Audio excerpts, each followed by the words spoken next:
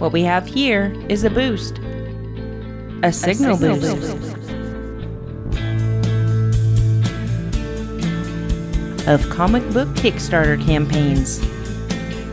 Brought to you by the one and only Spoiler Country. These are the current campaigns that we think are awesome and you should totally support. By backing indie comics, you are supporting up-and-coming creators and getting new stories you won't get anywhere else. We talk with the creators to give you insight into the project and spread the love of indie comic books. Now sit back, relax, grab a drink, and listen to what we have to offer you today. All right. Welcome back to Spoiler Country.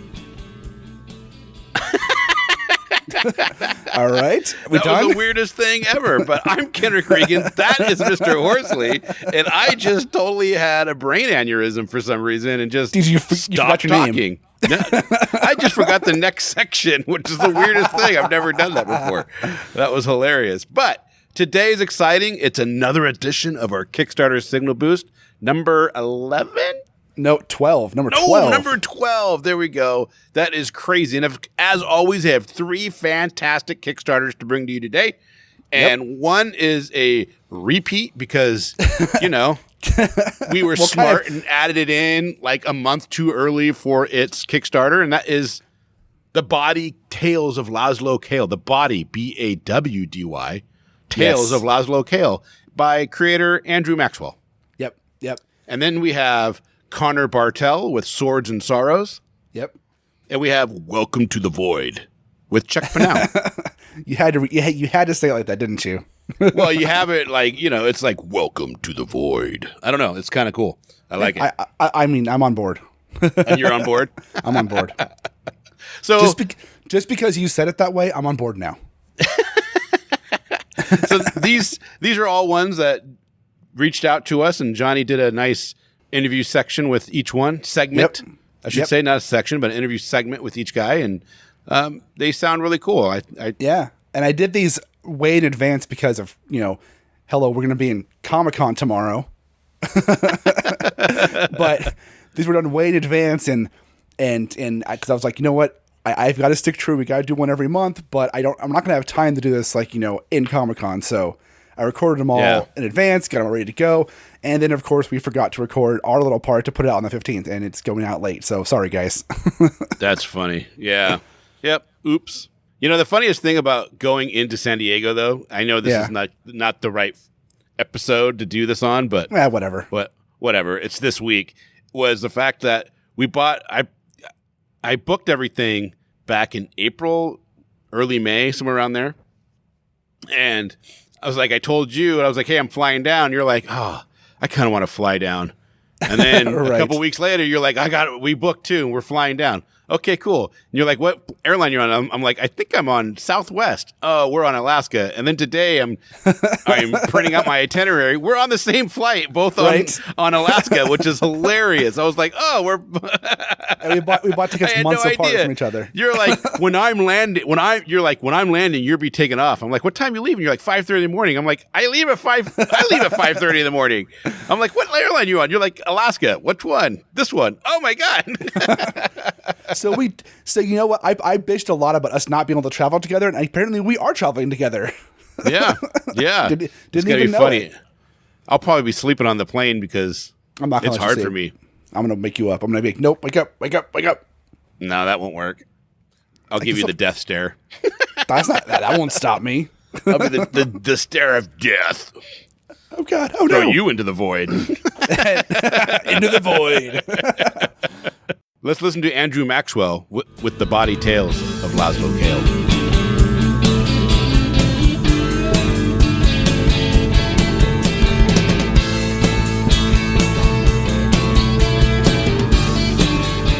Cool show. You guys you cover all kinds of stuff. Thanks. Yeah, we try to do what we want to do. You know, we talk about a lot of comics because we love comic books, but we just, whatever comes up, you know. Yeah, no, totally. Like the history of the Comics Code Authority. Yeah, that was fun. It's that kind of stuff. Whether you're into comics or not, is just interesting. Yeah, that was a lot of fun. I did all the research on that one. That was a lot of fun. I like doing research. I don't know. I like learning stuff. So how do you get? And you're an artist as well, right? Yeah, I'm a writer artist as well. Yeah. And then what's the day job? I'm a software programmer. Jeez. So you got kids? It looks like from the. I have 5. I have 5 kids. Are you? Wow. So how the hell are you doing all of these things? Lots of cocaine. I gotcha. Do what you gotta do. Right. I mean, it's just a little boost you need, right? No, I don't know, dude. I just do it. I do what I want to do and make sure I just make it work. You know, I have a very supportive wife and very supportive kids. They, you know, my wife and I actually do a podcast together too, on the side. This is for fun, and you know, she supports this show a ton. She does, you know, when we go to shows like San Diego and Emerald City, you know, she's a huge help with getting us interviews and keeping us organized. And my kids are, you know, always helping out with stuff too, which is nice. What's the age range? Are they real little? Or are they? So I got a 4-year-old, a 7-year-old, a 10-year-old, a 12-year-old, and a 15-year-old. Wow, so you got the whole gamut. I mean, at least they're not any infants, but yeah, that's still pretty. No diapers. Thank God. Oh man, yeah, that's jeez. Yeah. I feel stressed out sometimes, and I'm like, I don't have a fraction of that stuff going on. Man, I know everyone's got their own stuff though, but yeah, I mean, we're super busy, but my wife and I have always been busy. It's just what we do. Well, it makes everything go, I think, a lot funner and gives you a lot, you know, when you have other stuff other than work or whatever to look forward to, I think it just makes everything a lot more manageable. Oh, I agree. All right, so my name is Andrew Maxwell, and I'm here to talk about the body tales of Lazlo Cale, with artist I co-created with Goran Gligovic. I'm sorry, pronouncing his name correctly. What a name. Yeah, he's from Serbia. He's a great guy. Great artist too. What'd you say? Great artist too. Oh, he's a killer. Yeah, I can't believe one of the best experiences I've had. He just responds incredibly fast. Killer art style, and that's just one of his styles. I mean, he's got like 4 or 5 different ones, so he's pretty talented guy. But the book is basically, if you're a fan of films like Ocean's 11 or Thomas Crown Affair and sci-fi like Fifth Element or Fractions Casanova, then I think you'd be a big fan of Lazlo. It's pretty crazy town book, but hopefully in a fun way. International time portals have exploded in Paris after a literal time bomb. So it's this weird ecosystem of different time periods coexisting together. So there's like dinosaurs and samurais walking around, but there's flying cars and all kinds of cool gadgets. And our main character, Lazlo Cale, is an ex-gigolo turned art dealer. So he has contact. As you do. Yeah, right. In really high places. And he uses this new city to kind of take advantage of acquiring art. And he's tasked with finding this mobster's lost painting. And this mobster also happens to be his ex-boyfriend. So shenanigans ensue, and it gets pretty wild, but I think in a fun way. Yeah, you sent me a copy to read, and first of all, thank you for that, because I loved it from start to finish. I got to the end of the book, and I was like, nope, I want more now. I don't want to wait. Well, thanks. Yeah, I hope that's the effect, because we really want to do 3, but this first one will kind of, and that's the plan. But the first one's kind of just to gauge audience reaction and see if there's people that want to read this book, and if there is, we'll make the other 2. Well, I hope people love it as much as I did, because the art is fantastic. The main character, just visually and like facial expression wise, reminds me a lot of Spike Spiegel from Cowboy Bebop, and the art style was great. The writing was phenomenal. I mean, I love the way it told the story in the first issue was really good. I wasn't planning on reading it when I opened it up. I was planning to just skim the art and kind of get an idea of what it was, you know. Mm-hmm. But then I just started reading it, and it didn't stop. Well, that's awesome. I love to hear that, because it's we hit the ground running kind of as soon as we start. So it's a lot of stuff happens, and there's a lot of weird little twists. So we really throw a lot at you in that first issue. Yeah, it's pretty intense, and it's very well laid out. And I like the fact that there's a lot of stuff, a lot of odd things happening that aren't normal for a comic book, but none of them are in your face, and none of them are over the top, even though they are over the top. You know, if that makes any sense, you know? They're not like... Right. Nothing seems there just to be there to make a shocking thing or to be a weird thing. It's all there with a purpose. And I like that a lot. I thought it was really well done. Well, thanks. Yeah, and that's what we put a lot of time and effort into that, you know, and working with Goran is such a creative guy where I would kind of just throw some ideas at him, and then he would kind of tweak and add his own flavor. And initially, because I'm a big fan of, I don't know if you've had a chance to read like the Humanoids European stuff. Have you got to check that stuff out at all? I'm familiar with it, yeah. Well, I'm a huge fan of that stuff. Expensive, but I mean, thankfully, like Comixology, you can check out a lot of that stuff for pretty cheap. Yeah. But I'm a huge fan of like European comics. And I got to go to Copenhagen last summer and see a lot of that stuff firsthand. And, you know, Goran's influences are a lot of European stuff. But when I initially reached out to Goran, I'd been following him on Twitter, and I had a totally different style in mind, like totally different. Not quite as cartoony as this one is. But when I pitched him the idea, he sent me concept sketches of the style that you see in the book, and I was like, oh, well, that's with all the little smirking and the tweet, you know, I was just like, we have to do that. Like, that's perfect for what we're going for. Yeah, the tone of the art and the colors match the tone of the writing so well. Like, like Lazlo's facial expressions are so good, and like, I don't want to give away the villain yet, but like the villain, like when he's, and because Lazlo's bodyguard / best friend, Nico, she's just like a small, you know, she's smaller than he is, a young girl, and just her talking to the gangster. Yeah. It's so good. And his facial expressions, I just was like blown away with what Goran put together in that. Now, does he do the colors too? Like all the artwork? Yeah, he did I mean, that's why it was just working with him, because, and I'm not throwing artists under the bus. I know you're an artist yourself, but, you know, artists sometimes live on artist time. So yeah, I do. Like in indie comics, you know, it may take 3 or 4 days to hear back from somebody, and Goran was like a 10 minutes later kind of guy. That's awesome. And we had deadlines, and I've never, you know, those are kind of loosey-goosey, but he tried to stick to them as much as possible. And not only did he stick to them, he would be ahead of time. And he was just, and he did the colors himself. He did everything himself. I mean, it was just one of the best experiences I've ever had making a book. That's awesome. I mean, it's great when you have a great experience like that, as well as have a great product come out. So I'm a full supporter. When you guys go live with this, I'll be supporting, because I want a physical copy of this book too. And I'll be definitely sharing this out more than just through this to kind of help promote it. Well, that would be huge, yeah, definitely. And I'll tell you off recording, because I want to make sure everything's. I mean, it's nailed down, but I want to wait till we have physical art. But we have a huge variant cover artist planned. Ooh, so that's. Yeah, I can't wait to find who that is. He's a dream artist of mine, and I can't believe. Like, I sent him the book, and I said, "Hey, you know, would you be open to it?" And he was like, "Oh, dug the book. Count me in." And I was like, my jaw almost fell off. You're like, oh God, it happened. So I'm really stoked to see what that turns out to be. That is awesome, man. And I can't wait to find who that is. So everybody listening, there'll be a link in the description to the Kickstarter for that. Go check it out. It's definitely worth your effort, worth your time. It's one of them. And this isn't me just trying to blow smoke up your ass, Andrew, man. It's literally one of the best books I've read in the last couple months. Awesome. Well, thanks. I love hearing that. Thank you. And I read a lot of books, so. Awesome. That means a lot. Appreciate it. All right. Thanks, man. Thanks for coming on. Thanks.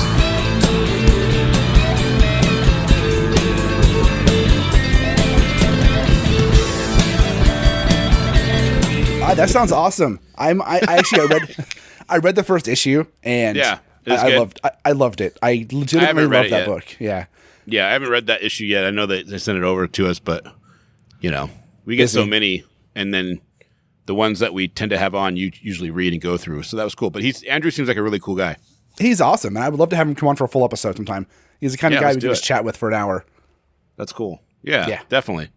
So get out there, go to Kickstarter, and back Lazlo Cale from Andrew Maxwell. Yeah, check out the link below and click on it, and definitely go back that one. I highly recommend it. Highly recommend. Highly. Highly. So next, Conner Bartel with Swords and Sorrows.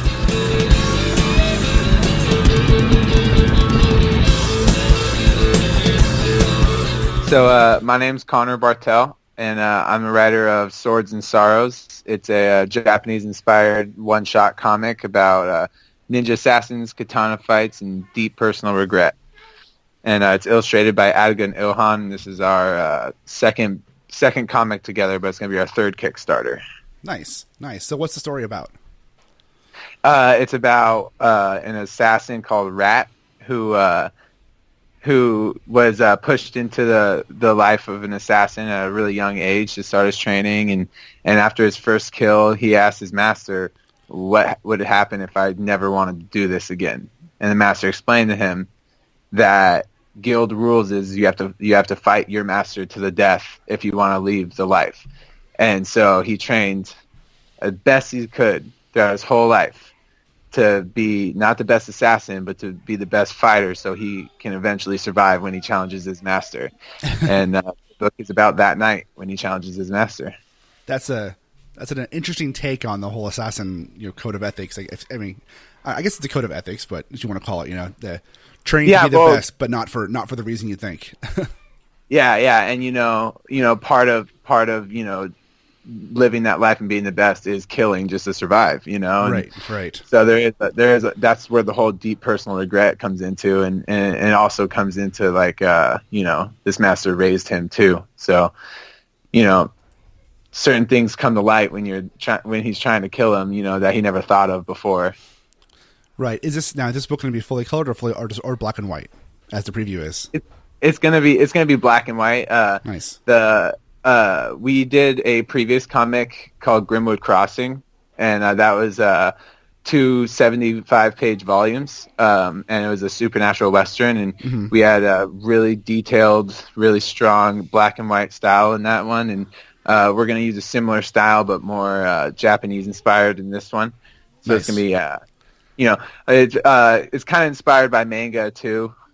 Right. So but not necessarily in the art style, but like in the detailed black and white coloring, or not coloring, but and shading. Right. The way you form the pictures, yeah. Yeah, and I took some manga inspiration when I was doing the lettering. So nice.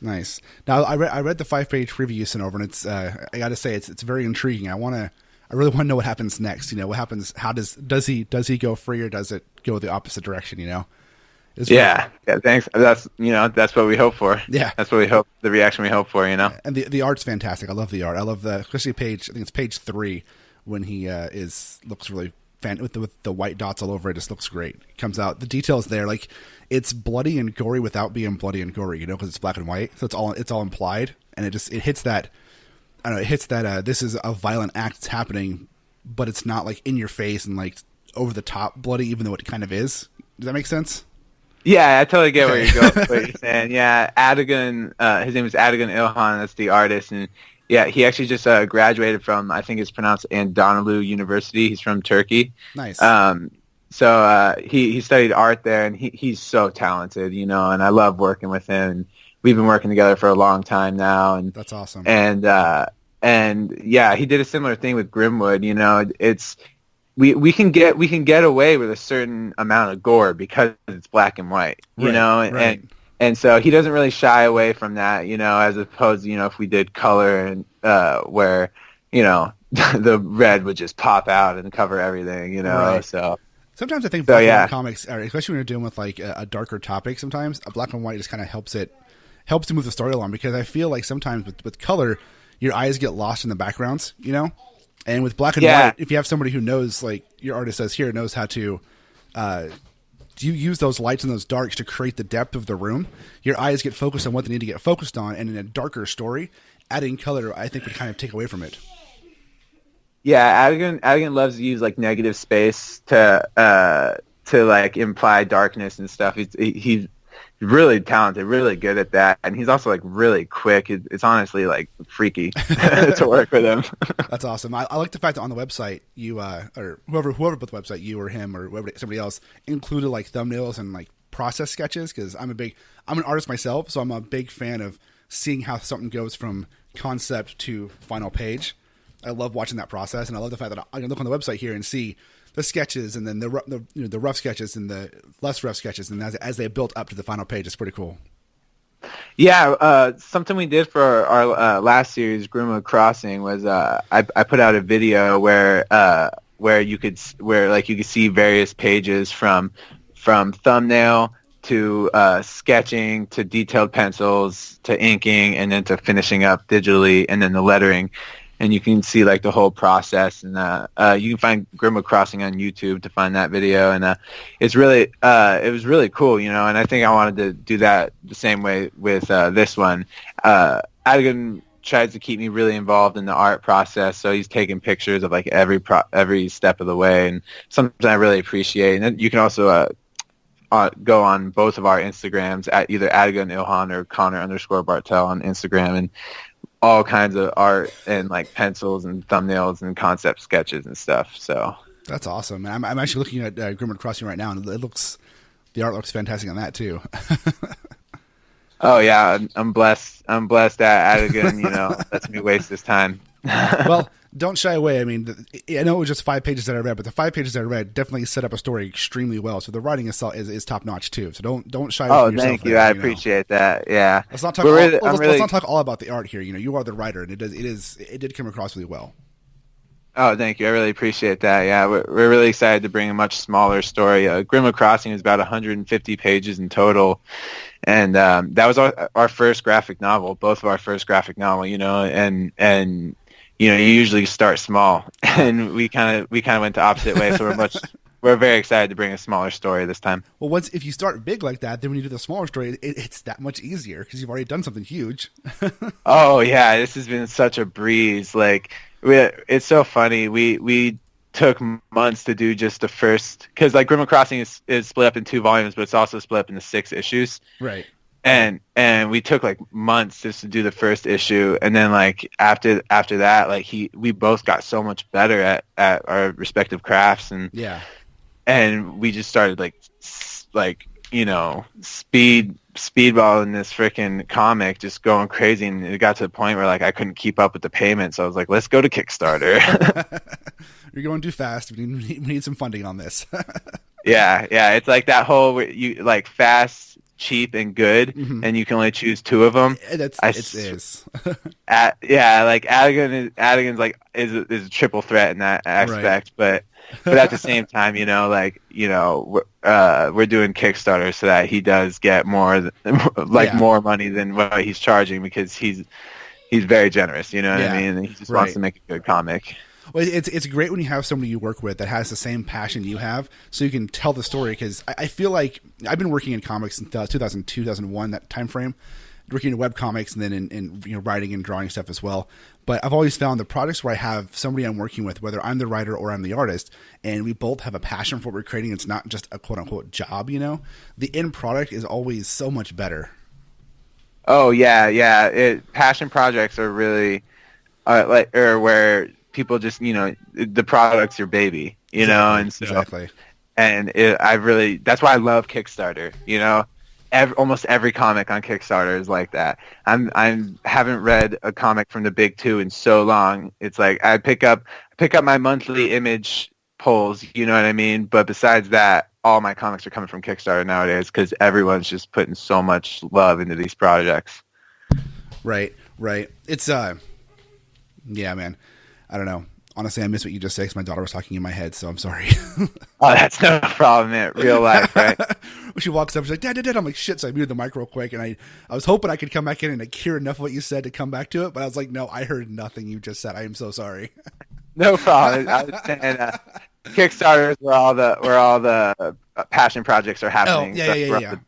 They're coming from nowadays, I feel like. It is. And like most ones. I'm all for it. I mean, I'm 100% believer that everybody who works on anything should ever get paid. Like, I have a book I'm working on right now that's about 250 pages long, and I have about 35 people working on the book with me.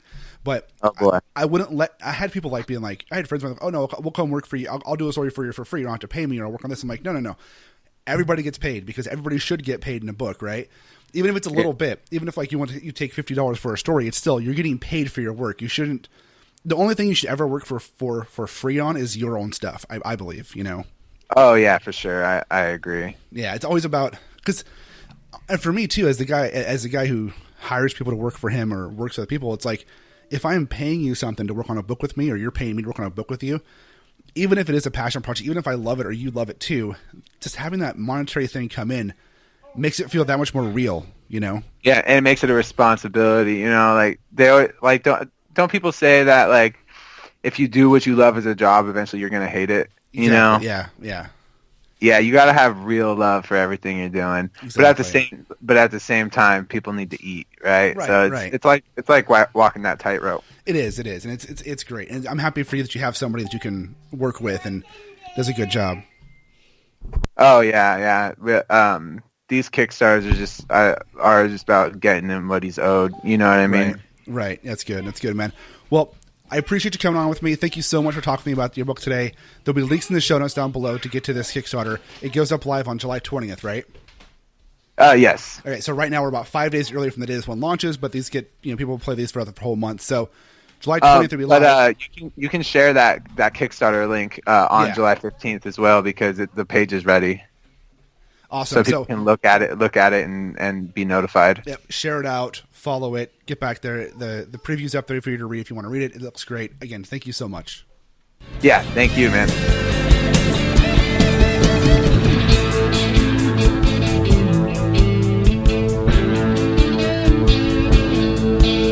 Swords and sorrows.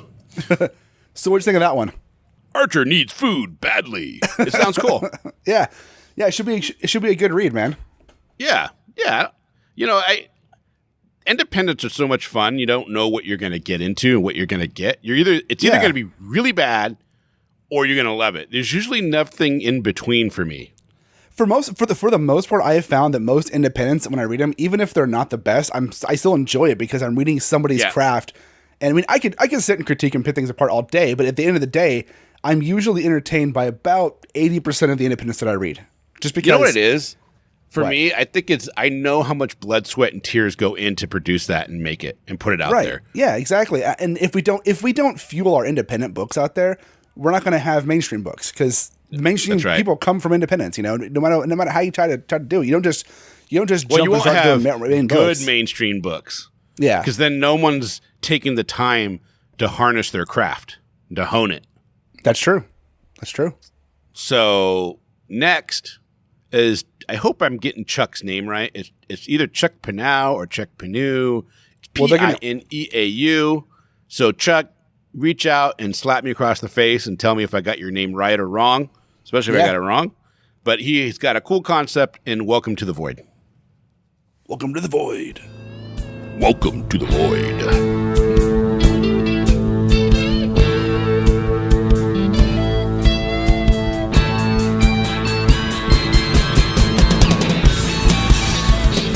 Hey everybody, I'm Chuck Pineau, and I'm the writer-creator of Welcome to the Void. Welcome to the Void is a story about Manny Johansson. He's an outsider in a small town, and he has a shitty job. He's a schlub, just like, any of the rest of us in our 20s, and he ends up finding this kind of parallel dimension, and he finds out that you can actually draw out the power of creation effectively from it by connecting to it. And so he realizes that this is a power that he's not sure anyone should be able to have. It's something that just it's too powerful. Yeah. And so it's something that he ends up through the series kind of trying to work with, basically. Right. Okay. Where do you get the idea for this? Yeah, thank you. So when I was young, I guess I was kind of a weird kind of philosopher, and I had this belief that if you had complete 100% faith in something, that it would happen. So if I believed 100% that if I jumped off a building I could fly, I would fly. Okay. The problem was, even at a young age, I knew I did not have 100% faith that I could fly. So I never attempted that. But it kind of brings up the idea of, like, when you have, I don't want to throw too much religion into it, but like Wiccans, and they light up a candle, or a Christian faith healer and they heal a person, all this kind of stuff. And it kind of brings up the idea, if they have complete 100% faith, does that mean that they're able to tap into something so powerful that they're basically able to create these effects in the real world? That's, there's a lot of power in faith. There's a lot of power in belief that people don't want to put into it. No matter what you believe in, religious wise or not, there's a lot of power in the brain and what your mind will convince you of is happening and what can happen based on that too. Exactly. And I've always believed that. So this was kind of my way of bringing that out and really kind of showcasing that in what I like to feel is a very sort of emotional, kind of raw sort of setting, a very modern setting. Kind of treat it like a Doctor Strange meets Love and Rockets sort of thing. Oh, I love both those things. Yeah, right? Both those are great. At the time, my kind of thought was that, Doctor Strange has since been picked up and everybody's loving him and all that. But, like, when I first wrote this, like, in the early 2000s, he just felt so ancient. And just even as much as I like him, it just, magic was so foreign to regular audiences, like the modern audience, and they just didn't seem to get it. And I was like, we need to find a way for people to get magic. And that's kind of what this story is for me, is to be able to explain magic to a modern society that might understand it this way. So is the powers of the void, or however you want to describe it, more magic based, or is it like ability based then?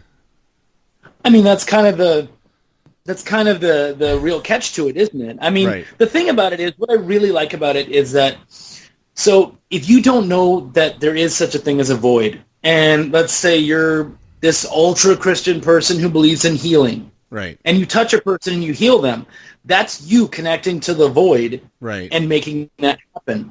But if you already know that the void is there, you can do fucking anything, because there's no need for faith. Faith doesn't matter at that point. You know that it's there. You know that you can tap into it. You can heal. You can burn stuff. You can do whatever the hell you want, right, because that doesn't hold you back anymore. Interesting. I like it. I like things that make you think and make you go, huh. Well, so is this a planned story arc? Is this an ongoing series? What's your ultimate plan with this book? Oh, I mean, ongoing series. So I have, first one is already done and just finishing up the lettering. Nice. And then, yeah. I mean, it was very important to me that the book was done or as close to done as possible when we hit Kickstarter. Yeah. Because I don't have a name yet. No. And so many people are afraid, this person's not going to deliver. And I thought, no, we did the work. We put the money in. We made everything happen that we possibly can to make sure that you can have this. So that takes that away. Yeah, so having it done going into it, or most, or like, over that 80% mark or so, makes your Kickstarter go so much better. If you can say, no, look, the book is done. We're doing the Kickstarter now just to get it out there and so you can buy it. But the book is guaranteed to be done no matter what. It's a huge thing. Yeah, totally. And what is nice about this as well is we're very open about the fact that we're not asking you, the fan, the pledger, whatever, to pay for our staff. Right. They've been paid out of our own pockets. All we're asking is help us with the printing. Right. This is all we're doing, is we're just trying to print the copies so we can get them to you. We're trying to get you the rewards. And so that's all that the Kickstarter's paying for. That's what we kept. We tried to keep a lower number going. So what happens if you guys make you're already over goal and you've been up for not very long. What happens if you guys make an absorbed amount of money, like you hit 10 times your goal? So again, I've already decided for me, this is kind of, I don't know, it's in parlance, it's the long con. Yeah. I'm not interested in taking money, because if I take money for myself, then I'm taking it out of future projects. And I really need to get my name out there, my story out there. I want people to see this. So every penny that we make over our goal and that ends up being extra, it goes towards issue 2, issue 3, whatever. Like, we're already talking about, because we sadly lost our penciler in after season or episode issue 1. Oh, man. There wasn't a good, it just didn't work out. So we both kind of went separate ways, and everything's good. It's amicable, but we need a new penciler. So we're already like, we got to find a new penciler. We're trying to attract someone. We're working with multiple different ideas where that's concerned. And so, all that extra money will go into issue 2 and so on. Nice. The best part about that question I asked you is there really wasn't a bad answer. If you had said, putting in future issues, that's a great answer. If you had said, paying the talent, that's also a great answer. So it was kind of a softball question of giving you a way to have any good answer. It's true, though. I would say if somebody was like, I'm going to pocket it, I'd be like, you're a dick. Like, that's a terrible idea. See, for me, I've done Kickstarters, and I've been doing comics since 2002, 2003 timeframe, and I've only done Kickstarters for books that I've done the writing, the art, the lettering, the color, all of it myself, right? But when I've worked on other books before, it's always been if it's my book, if the book makes more money than expected, I always split the profits with the people involved with me. Usually by splitting profits, I mean I pay them more and I use my portion to go in the next book because that's the way I work. Yeah, but I'm a firm believer in paying it forward, and if your book does well, you make sure that the people who helped you make that book, get what they need to, whether that is continuing with you to the next process, having the funds to continue on to the next project, or give them a little bit more to make it say, hey, this is awesome. I'm a firm believer of both those aspects of how you handle your money. Oh. Yeah, absolutely. Actually, I was actually early on, but like a year ago when I first got started, I got started as an editor, and that's how I got my name out there. Yeah. And I took my first job for free. Like, I know everyone's like, no, you can't do it for free, but nah, I had to. I had to get my name out there somewhere, and exposure does do something to a point for a certain period of time. I don't think you should, you can't survive on exposure. No, but it's got to be your choice. It's got to be your choice, and it's got to be your decision based upon what does it work to you, right? Yeah, absolutely, yeah. So I did my first one on exposure for Sinful Comics, and I edited a book for them, and they were so happy with it, they ended up cutting me a check anyways. Nice. And job well done. Yeah. Obviously I felt really good about how I did, but I also felt good about like that working with them in the future, which we've now done like 5 or 6 books together in the last year. That's awesome. That's really awesome. Yeah.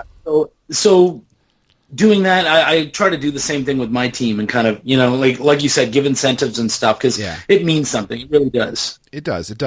And it's great when you find a group of people that work well together, you want to keep them happy, Absolutely. Well, man, I wish you the best of luck with your book. I'd say I hope you fund, but you've already funded, so I'm not going to wish you that. I'll wish you many more multitudes of your funding and to keep moving forward because I'm a huge proponent of indie books. I love indie comics. They're the bread and butter of what I read and what I like to push because I believe that all good ideas come from the ground up, and the big boys out there wouldn't have good stories to tell if the little guys weren't telling stories too. So I'm with you. I wish you the best, man, and thank you so much for coming on. Thank you so much, brother.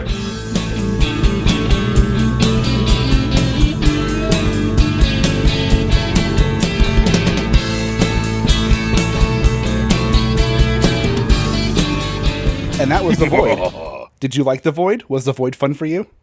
That's cool. I like the concept of magic coming from another plane. Oh yeah, man. The concept he sold me on the concept. I could have him and I talked for a while afterwards too a little bit, and he's a really cool dude. Like, yeah, we got to thank Sean Barbour for getting him out here. Yeah.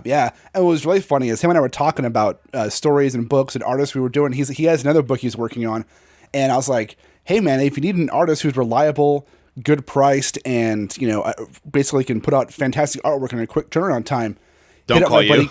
Don't call me.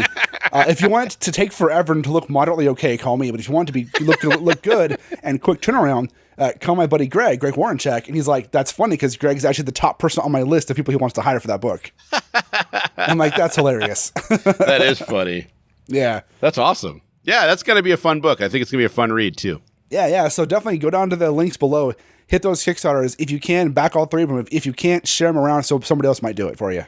Exactly what Johnny just said. If you can't give money to these people and be at things, help them out anyways by sharing it on your social media. That helps a lot. Yeah, you have no idea how much it helps to share these out because just because you don't back it, you share it to someone and somebody else might back it, or they might share it and one of their friends might back it because they think it's interesting and cool. Just the more they're shared, the more likely they have to hit their goals and to go on and do better. Yeah. So there you go, guys. Yeah. There's some awesome Kickstarters for you to go out and check out. Go get out there. Check it out. Hell yeah. And the next time you hear us, we will be at San Diego Comic-Con. Yeah. Support your independence. That's right. That's right. We will be at San Diego Comic-Con. It's coming up. It's going to get exciting. It's tomorrow. I mean, but when this releases, Comic-Con's tomorrow. I understand. That's why it's coming up. Yeah, it's coming up quick. You going to ask something? I was going to ask you, if people wanted to listen to our show, where can they find it? You know what? I don't like that. I don't like that segue. We got to come up with something different. Well, we can't. I mean, we could. No, I'm not saying right now. I'm saying later. You know what I mean? It's fine. Yeah. Something weird about it. Something, I don't know what it is. Because I don't like it when I say that to you either. You know what I mean? Well, it's kind of a hard left turn into the outro. Yeah, maybe that's what it is. It doesn't feel natural. No, it's our hard left turn. It's our way of telling the other person, hey, wrap it up. Yeah. Maybe that's what bugs me. It makes you feel rushed. Instead, what we'll do is we'll add wrap it up music, like from the Oscars. We'll start playing wrap it up music. Isn't that what you had? Yeah, well, we kind of do that. Well, we do that on our normal episodes. It's like a minute in. You know what I mean? Yeah. So that's kind of funny. Right. That's kind Anyways, of funny. Johnny, you can hear us anywhere podcasts are heard.